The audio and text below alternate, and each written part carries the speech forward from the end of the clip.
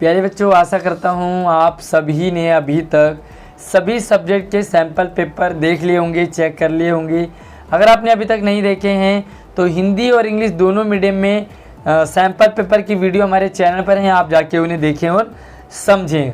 और आपने देख लिया है तो साथ ही आपको ये पता चल गया होगा कि SA1 में आपके पास पेपर कैसे किस फॉर्मेट में आने वाले हैं। साथ ही आपने अपनी तैयारी भी कर ली होगी, और अगर आपने अभी तक तैयारी नहीं की है तो स्टार्ट कर दीजिए क्योंकि टाइम बहुत कम बचा है। तो आज की वीडियो में हम हिंदी के सैम्पल पेपर को सॉल्व करने वाले हैं, यानी कि स्टार्टिंग से एंड तक आपको किस प्रश्न का कैसे जवाब लिखना था, क्या जवाब होना चाहिए था और कैसे आपको पेपर अटेम्प्ट करना था, पूरी वीडियो के साथ एक्सप्लेन करने वाले हैं। तो वीडियो को लाइक करते हुए अपने दोस्तों को भी शेयर करते रहिए। और यहाँ पर कुछ सामान्य निर्देश हैं, किस खंड में कितने सवाल हैं, प्रत्येक सवाल एक एक नंबर का है, MCQ टाइप का है, विकल्प के साथ है, और काली नीली बॉल पॉइंट पेन का प्रयोग करें। तो सामान्य निर्देश है जो आपने समझ लिए हैं। तो चलिए अब हम चलते सीधा इसके अपठित गद्यांश पे। और गद्यांश आपको दो दिए हैं तो आपको दोनों देखने समझने यहाँ पर। तो ये है आपके लिए जो गद्यांश था वो बाल श्रम यानी कि बाल मजदूरी पर आधारित था। और आप इस को आपने देख लिया होगा, पढ़ भी लिया होगा। थोड़ा सा आप इसे वीडियो को स्लो करके भी देख सकते हैं ताकि आपको पूरा पैसेज गद्यांश समझ आ गया होगा। और गद्यांश में क्या है, बाल श्रम यानी कि बाल मजदूरी से रिलेटेड है। अब आपके पास था यहाँ पर पहला सवाल था गद्यांश के आधार पर बताइए कि बाल श्रम जैसी सामाजिक कुरीति को समाप्त करने के लिए लोगों की सोच कैसी है। तो इस पाठ के अकॉर्डिंग ये 4 ऑप्शन दे रखे हैं इसके। तो इसका जो सही उत्तर है वो है ग, यानी कि बाल श्रम को समाप्त करना केवल सरकार का दायित्व है। तो हम लोग भी यही समझते हैं कि जो बाल श्रम है ना वो सरकार ख़त्म करेगी, उस पर सरकार का कंट्रोल होगा। हम अपनी जिम्मेदारी या हम सब लोगों की जिम्मेदारी इसमें नहीं मानते हैं। तो हमें यही लगता है कि सरकार इसे ठीक करेगी। दूसरा सवाल है घरों में, ढाबों में, होटलों में, खानों कारखानों में अनेक बाल श्रमिकों को काम करता देखकर भी हम उदासीन क्यों बने रहते हैं। हम लोगों को देखते हैं बाल मजदूरी करते हुए, लेकिन फिर भी उन्हें सजेस्ट नहीं करते हैं, कंप्लेन नहीं करते हैं, उनकी कोई हेल्प नहीं करते हैं। आखिर क्यों, इसका क्या रीज़न है। तो 4 ऑप्शन है और चारों में से इसका सबसे लास्ट वाला ऑप्शन बिल्कुल सही है कि हम संवेदना शून्य हो चुके हैं। हम किसी दूसरे के बारे में जानना ही नहीं चाहते, हमारे अंदर फीलिंग्स नहीं है, इमोशंस नहीं है, ख़त्म हो रहे हैं धीरे धीरे। तो क्या है, हम संवेदना शून्य हो चुके हैं। तीसरा सवाल है गद्यांश के आधार पर बताइए कि बाल श्रम को रोकने के लिए सार्थक प्रयास क्यों किए जाने चाहिए। आखिर बाल श्रम को क्यों रोकना चाहिए।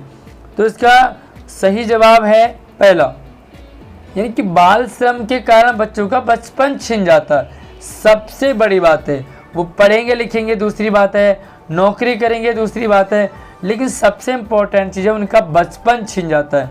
जिस बचपन में उन्हें खेलना कूदना चाहिए उस बचपन में उन्हें बाल मजदूरी करनी पड़ती है। चौथा सवाल है बच्चों को बाल श्रम के लिए क्यों विवश किया जाता है। आखिर क्या लॉजिक है कि उन्हें बाल मजदूरी करनी पड़ती है। तो 4 ऑप्शन है आपके लिए और इसका जो सही जवाब है वो है निर्धनता और भूखमरी। गरीबी है, निर्धनता है, खाना नहीं है, क्या करेंगे, मजबूरी में बाल श्रम करना ही पड़ रहा है लोगों को। 5वां सवाल है बाल श्रम जैसे सामाजिक अभिशाप से देश को क्या नुकसान होता है। देश को नुकसान बताना है आपने, हमें पर्सनल नुकसान हो रहा है, तुम्हारी गली को नुकसान, गली वाला नुकसान देश को, समाज को नुकसान पहुंचता है। तो 5वें का है घ, यानी कि बाल श्रम से देश का आने वाला कल अंधकार की ओर जाने लगता है। यानी कि जो आज बच्चे हैं वो अगर बाल मजदूरी करेंगे तो कल को वो डॉक्टर, इंजीनियर, टीचर कैसे बनेंगे। तो कहीं ना कहीं बाल श्रम से जीवन में आने वाला अंधकार सबसे बड़ी चीज़ है। दूसरा एक पैसेज आपके पास, तो इस पैसेज को पढ़ें जिसमें कि महिलाओं की स्थिति के बारे में बताया, महिलाओं की स्थिति कैसी थी, कैसी है, कैसी होनी चाहिए। तो पैसेज को एक बार आप अच्छे से थोड़ा देखें, पढ़ें, समझें। और क्योंकि पैसेज अगर मैं पढ़ने लगूं तो आपके लिए जो टाइम है ना वो लंबा हो जाएगा। तो चलिए, हमारे पास इस महिलाओं से संबंधित पहला सवाल है, गद्यांश के आधार पर बताइए कि महिला सशक्तिकरण की आवश्यकता क्यों महसूस की गई। हाँ जी, तो इसका जो सही उत्तर है वो है क, यानी कि समाज में महिलाओं की स्थिति निर्बल थी, उन्हें मतलब ताकत नहीं दिया, उन्हें सपोर्ट नहीं किया जाता था, तो वो कैसी थी, निर्बल थी।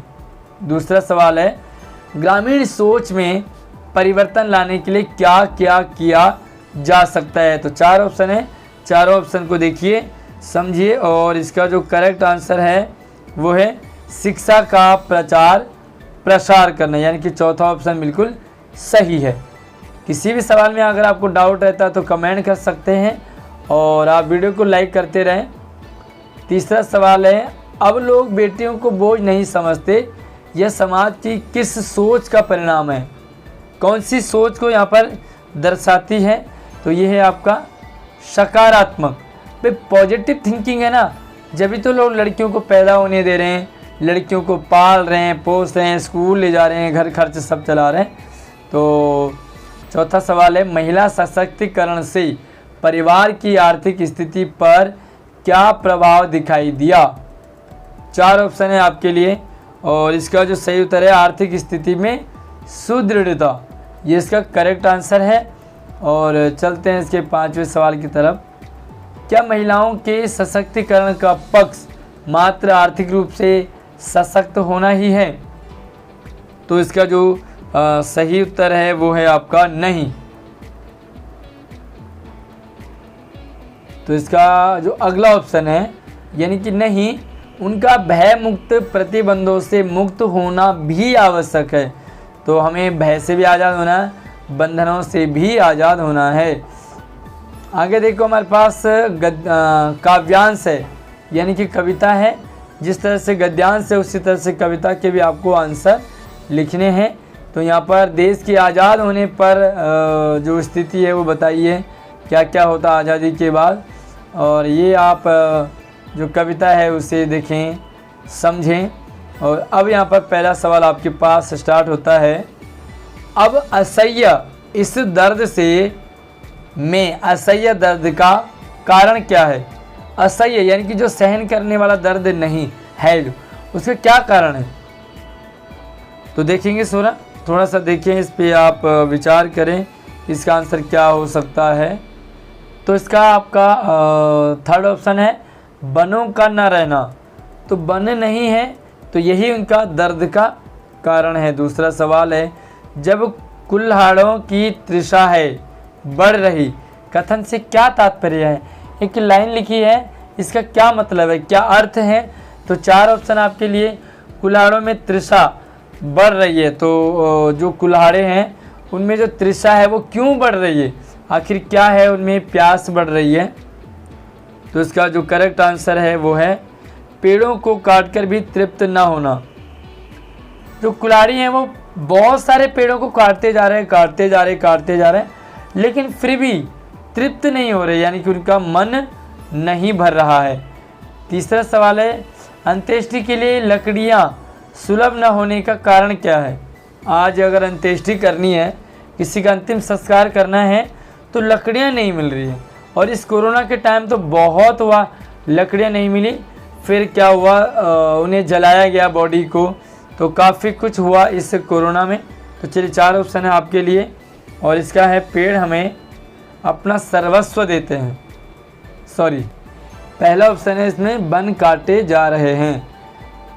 अगला सवाल है, पेड़ों को मानव बंधु क्यों कहा है। जो पेड़ हैं वो मनुष्य के बंधु हैं, सखा है, मित्र है, क्यों। आखिर पेड़ मनुष्य के दोस्त कैसे हो सकते हैं, बंधु कैसे हो सकते हैं। तो इसका करेक्ट आंसर है पेड़ में अपना सर्वस्व देते हैं, सब कुछ हमें पेड़ देते हैं, लकड़ियाँ देते हैं, फल देते हैं, दवाइयाँ देते हैं, छाया देते हैं, हवा देते हैं, गोंद देते हैं, क्या कुछ नहीं देते हमें पेड़ चलिए अगला जो सवाल है, इस कविता में क्या प्रेरणा दी गई है? तो ये है हमारे वन संरक्षण, यानी कि जंगलों को बचाओ, तभी तो प्रेरणा मिलेगी हमें। हम जंगलों को बचाएंगे, पेड़ नहीं काटेंगे। अगला हमारे पास फिर से एक कविता है, मैं बचपन को बुला रही थी, बोल उठी बिटिया मेरी। तो एक माँ बेटी का रिलेशन यहाँ पर है, किस तरह से उनकी बेटी माँ को बुला रही है, कुछ मिट्टी खा कर आई है, कुछ मम्मी को भी खिलाने वाली है। तो ये है आपके पास दूसरा काव्यांश यानी कि कविता। अब हम इसके प्रश्नों पर चर्चा करते हैं। चलिए पहला सवाल है, काव्यांश के आधार पर बताइए कि कवयित्री ने अपने बचपन को किस रूप में पुनः पाया? तो किस रूप में पुनः पाया? अपनी बिटिया के रूप में। किसके रूप में? अपनी बिटिया के। आज बेटी हो गई है तो माँ भी बेटी के साथ उछलती है, कूदती है, खेलती है, मस्ती करती है, तो बिटिया के रूप में दोबारा बचपन मिला है, नहीं? चलिए दूसरा सवाल है, कवयित्री वर्षों से किसे खोज रही है? क्या ढूंढ रही है आखिर वर्षों से, इतने सालों से? तो इसका सही जवाब है अपने बचपन को। कवयित्री क्या ढूंढ रही है? अपने बचपन को, बचपन की उन गलियारों को, यादों को। अगला सवाल है, कवयित्री की बेटी के चेहरे पर किस कारण विजय गर्व झलक रहा था? जो बेटी है वो क्यों आखिर गर्व से सीना चौड़ा उसका हो रहा था? तो इसका सही उत्तर है माँ को मिट्टी खिलाने के कारण। तो माँ को मिट्टी खिलाना चाह रही है, माँ ने मिट्टी खाई, मुंह में डाली, तो बच्चा खुश हो जाता है, ऐसा लगता है जैसे मैंने माँ को खिलाया है। चौथा सवाल है, मिट्टी खिलाने आई बेटी की छवि कैसी है? छवि यानी कि उसका चेहरा कैसा है, उसका हुलिया कैसा है, उसकी आकृति कैसी है? तो इसका करेक्ट आंसर है उसका अंग अंग पुलकित हो रहा था और उसकी भोली भोली आंखों में उत्सुकता झलक रही थी। तो ये खा ऑप्शन बिल्कुल इसका करेक्ट है। आगे बढ़ते हैं और पांचवा सवाल है, बेटी और माँ के बीच क्या संवाद हुआ? तो इसका है, माँ ने पूछा यह क्या लाई हो? माँ ने पूछा यह क्या लाई हो? और बेटी बोल उठी माँ काओ। काओ का मतलब खाओ। तो मम्मी ने पूछा बेटे क्या लाई है हाथ में? तो तुरंत लड़की ने भी कह दिया कि माँ काओ, यानी कि माँ खाओ। तो चलिए ये है आपके पास गद्यांश और पद्यांश। अब हम इसके ग्रामर पार्ट को देखते हैं जो कि बहुत ही इम्पोर्टेंट है। और सबसे पहले आपके पास क्या है यहाँ पर? वाक्य भेद। तो वाक्य भेदों का प्रैक्टिस करेंगे। पहला सवाल है, बादल घिर आए और वर्षा होने लगी, रचना के आधार पर वाक्य भेद बताना है। तो बड़ा सिंपल है, इसमें और लगा हुआ है, तो और लगने के कारण ये बन गया आपका संयुक्त वाक्य। बिल्कुल आसान है, इजी तरीका है। दूसरा सवाल है, निम्नलिखित में मिश्र वाक्य है। क्या है मिश्र वाक्य? 4 ऑप्शन आपको प्रत्येक सवाल में मिलेंगे आंसर के लिए। आपको क्या छांटना है? मिश्र वाक्य। तो देखो मिश्र वाक्य में क्या होता है, एक दूसरे पे कंडीशन डिपेंड होते हैं। तो ये चौथा है, जो झूठ बोलते हैं उन पर विश्वास मत करो। ये आपका सेंटेंस है मिश्र वाक्य। देखो पहला आपका संयुक्त है, दूसरा आपका सरल है, तीसरा भी आपका सरल है और चौथा आपका मिश्र वाक्य है। आगे देखेंगे तीसरा, आनंद 4 दिन गांव में रहा, वह सबका प्रिय हो गया। इस वाक्य का संयुक्त वाक्य में रूपांतरण यानी कि बदलेंगे। 2 में आपको वाक्य की पहचान करनी है और 2 में आपको बदलना है। तो किस में बदलना है इसे? संयुक्त वाक्य में। तो क्या होगा इसका आंसर?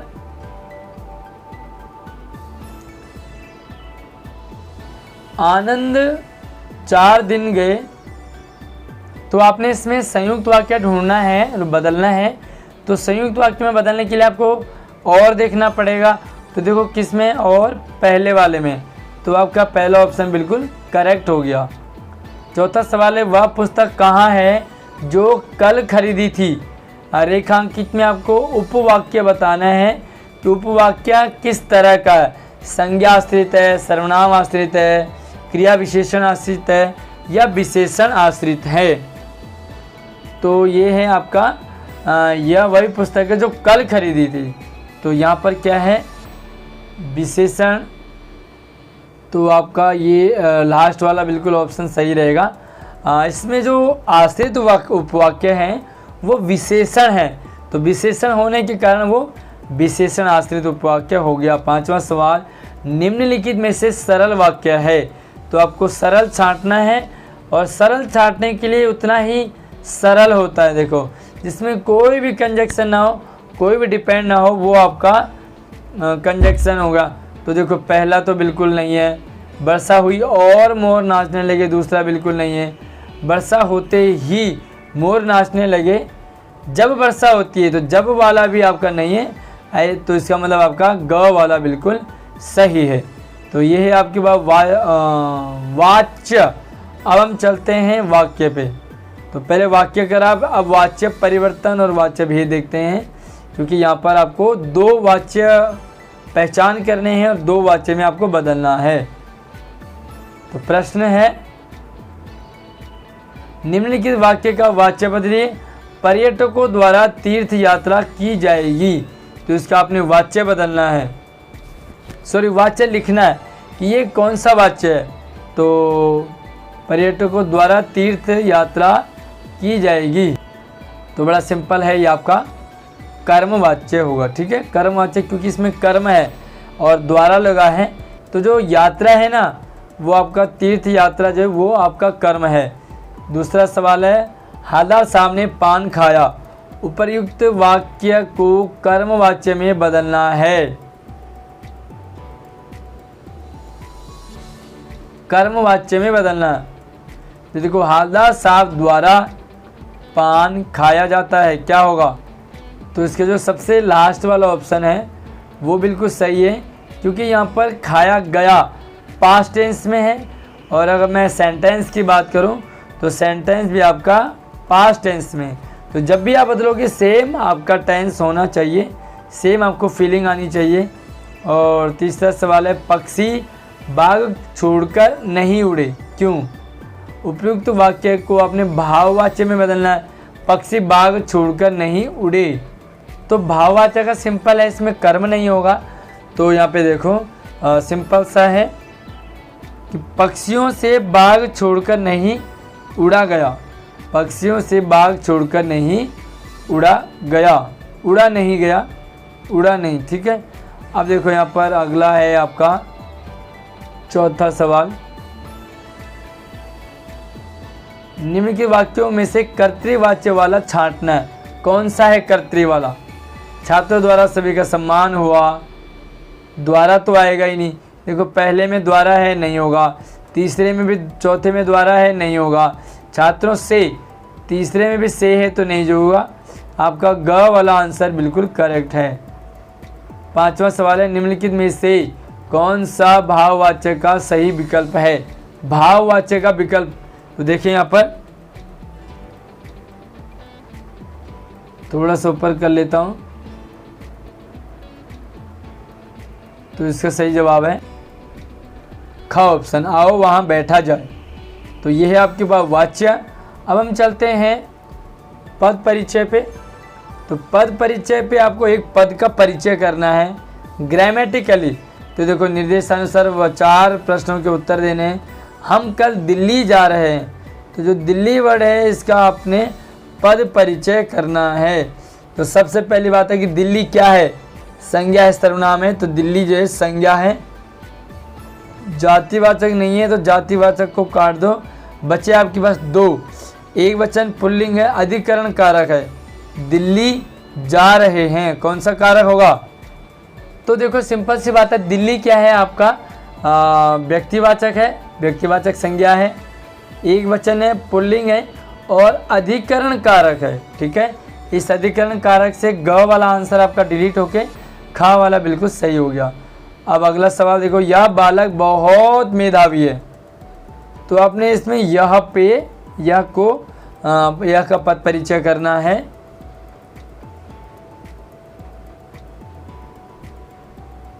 तो देखो सबसे पहला आपने क्या करना, डिलीट वाला ऑप्शन यूज़ करना है।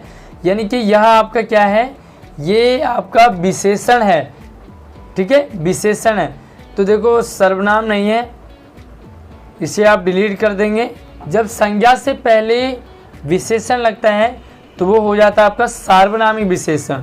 तो देखो सार्वनामिक विशेषण वाला एक ही ऑप्शन बचा आपके पास, और ये बाकी देखो एक वचन है, यह पुल्लिंग भी है और विशेष बालक है इसका। तो क्लियर हो गया होगा। अगला देखो, अचानक वर्षा होने लगी। क्या है अचानक वर्षा होने लगी? जो अचानक शब्द है वो क्या है? तो सबसे पहली बात देखो, सभी में क्रिया विशेषण है। तो क्रिया विशेषण तो कन्फर्म है, पक्का है। क्या ये काल की बता रहा है, समय का बताता है? अचानक वर्षा होने लगी तो कोई समय तो नहीं है ना इसमें, इसलिए कालवाचक आपका नहीं होगा। देखो स्थानवाचक, रीतिवाचक विशेषण, रीति यानी कि तरीका, बारिश कैसे होने लगी? अचानक। तो चलिए 1% इसे मान लेते हैं, हो सकता है ये। क्या ये स्थानवाचक है? क्या ये किसी जगह का नाम है अचानक? बिल्कुल नहीं है, तो इसे आप डिलीट कर दो। चौथा ऑप्शन देखो, परिमाणवाचक, क्या कहीं तोला जा रहा है, नापा जा रहा है? नहीं, तो ये भी आपका डिलीट हो गया। तो सही कौन सा बचा आपका? ख वाला बिल्कुल सही है। तो इसी तरह से आप डिलीट वाला ऑप्शन भी आप यूज़ कर सकते हैं। चौथा है वाह, भारत मैच जीत गया। तो जो वाह है ना, उसका आपने परिचय करना है कि जो वाह शब्द है वो क्या है इनमें से। तो थोड़ा सा इसे देखें आप। तो सबसे पहले देखो ये है विस्मयादिबोधक, वाह तो संबोधन है इसलिए विस्मयादिबोधक है। समुच्चय अवयव वाला काट दो, संबंध बोधक में भी काट दो। अब दो में है विस्मयादिबोधक अवयव, उसके बाद वाह भारत मैच जीत गया। तो क्या हो रहा है ये? क्या ये दुख प्रकट हो रहा है? नहीं, तो दुख वाला आप काट दो।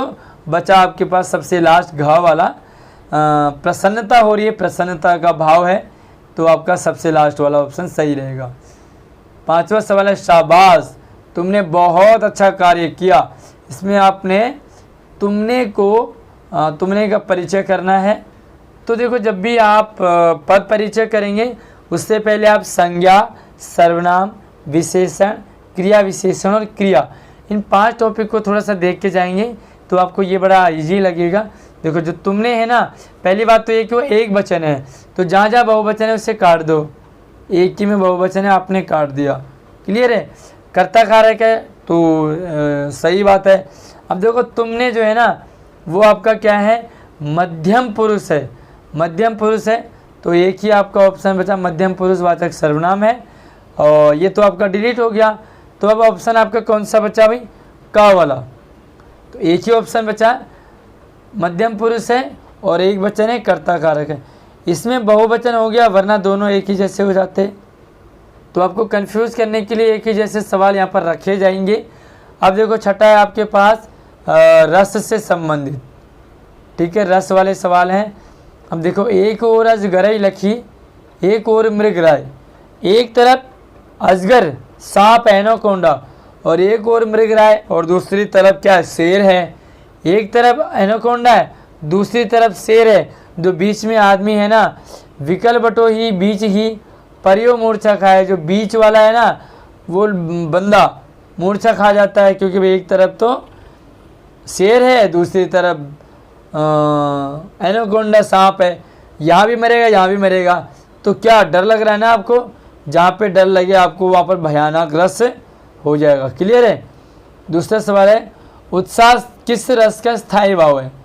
तो ये तो सिंपल सी बात है, भाई उत्साह किसका होगा? वीर रस का। तो वीर रस बिल्कुल क्लियर है।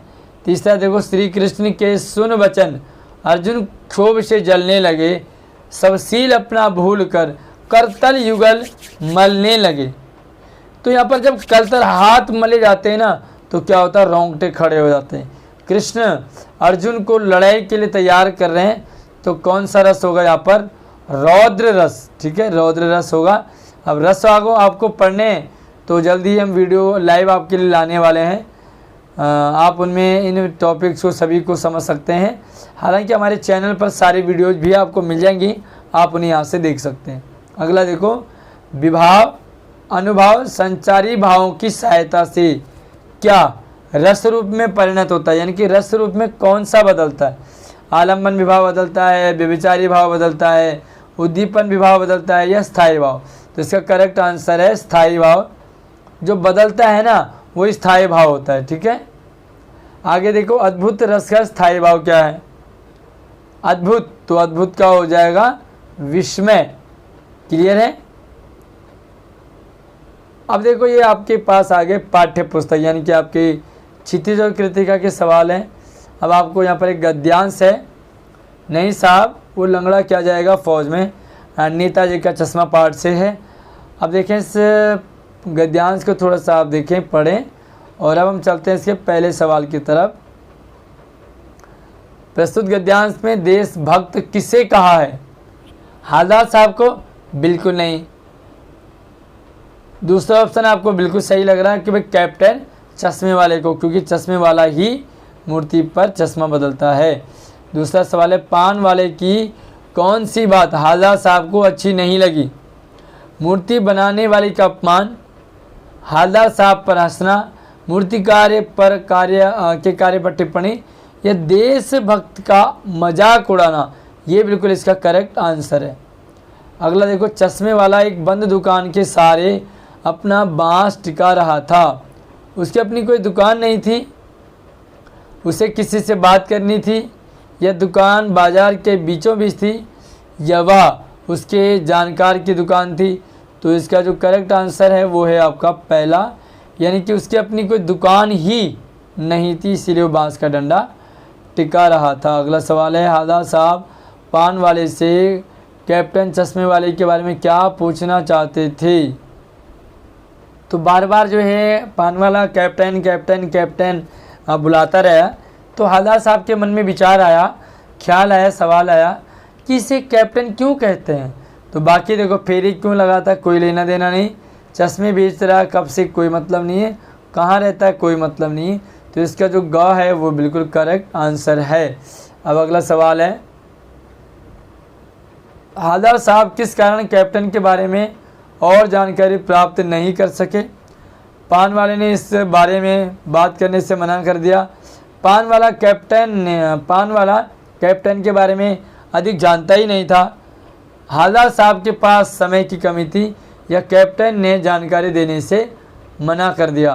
तो इसका जो सही उत्तर है, कैप्टन के बारे में और जानकारी प्राप्त नहीं कर सके क्योंकि पान वाले ने मना कर दिया, भाई मैं नहीं बताऊंगा, आप उसी से पूछ लो और उसकी फ़ोटो वोटो कहीं छपवा दो। अगला सवाल है, निम्नलिखित प्रश्नों के सही उत्तर विकल्प से चुनिए।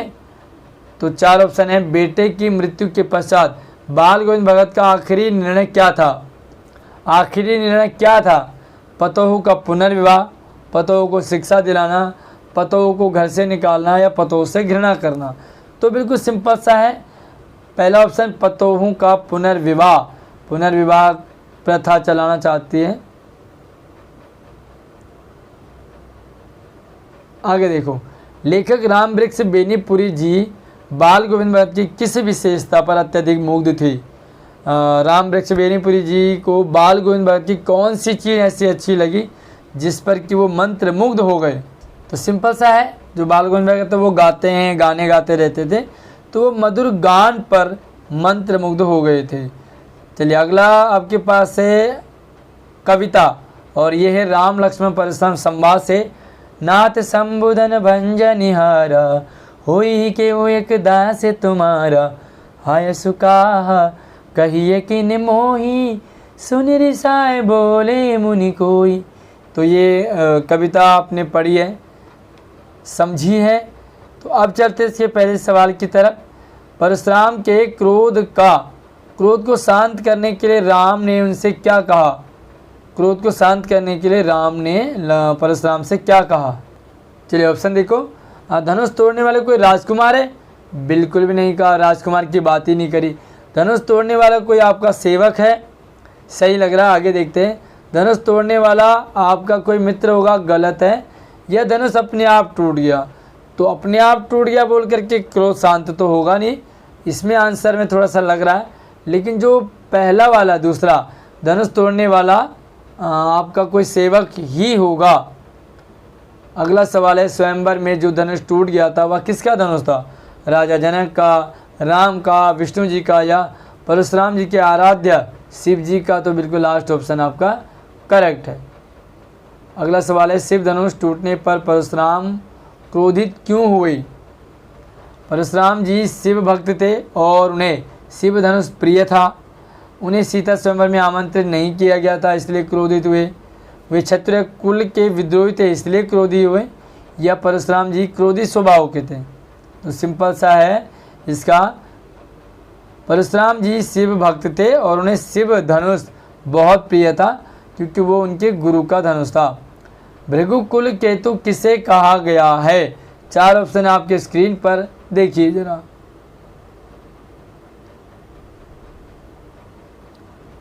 भृगुकुल केतु किसे कहा? सोनेरी साए कह भृगुकुल केतु। गुस्सा होकर के भृगुकुल केतु कहने लगे। तो कौन गुस्सा होता है? सिंपल सा है, परशुराम जी। परशुराम जी इसमें बहुत ज़्यादा गुस्सा हो रहे हैं। अगला देखो, शिव धनुष तोड़ने वाले की तुलना परशुराम ने अपने किस शत्रु से की है? कर्ण से, सहस्त्रबाहु से, घटोत्कच से या दुर्योधन से? तो इसका है सहस्त्रबाहु। कहते हैं सहस्त्रबाहु सम छेद निहारा, तो सहस्त्रबाहु के समान मैं उसके भुजाओं को छेद दूंगा। 10वां सवाल है, गोपियों के अनुसार किसे राजनीति की शिक्षा प्राप्त कर ली? किसने? सिंपल सा है, राजनीति की शिक्षा कृष्ण ने प्राप्त कर ली है, तो अब कृष्ण राजा बन गए। अगला सवाल है, सूरदास के पद के आधार पर बताइए कि गोपियों ने व्यंग्य कसते हुए किसे भाग्यशाली कहा है? भाग्यशाली किसे कहा? कृष्ण को, उद्धव को, सूरदास को या स्वयं को? तो किसे कहते हैं? वो उद्धव को। उद्धव को भाग्यशाली कहते हैं, हालांकि उद्धव पे टोंट मारते हैं। तो ये था आपका हिंदी का सैंपल पेपर जो कि 90 मिनट का था और 40 अंक का था। आशा करूँगा आपको पूरी जो पूरा पेपर है वो समझ आया होगा, पूरा सैंपल पेपर अच्छे से समझा होगा और इससे आपको आंसर भी आपको आ रहे होंगे। तो साथ साथ में आपने कितनों सवालों के आंसर दिए थे, कितने % आपको ये पेपर आता था, मुझे कमेंट करके बताएंगे। और आपको सबसे टफ क्या लगा, सबसे मुश्किल क्या लगा, वो मुझे कमेंट करके बताएं। और जल्दी हमसे लाइव जुड़ने के लिए हमारे चैनल को सब्सक्राइब करके ऑल नोटिफिकेशन को भी ऑन कर लीजिए। धन्यवाद।